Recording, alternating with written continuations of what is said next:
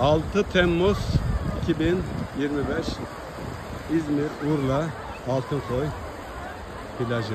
Harika bir, ülkemizin güzelliklerini göstermeye devam. Suyun rengine bakar mısınız? Turkuaz. İzmir'e 60 kilometre uzaklıkta.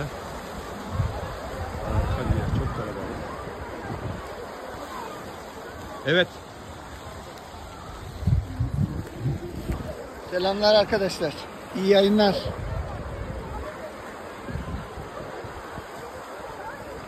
Görüyorsunuz şu şekilde koyumuzu tertemiz.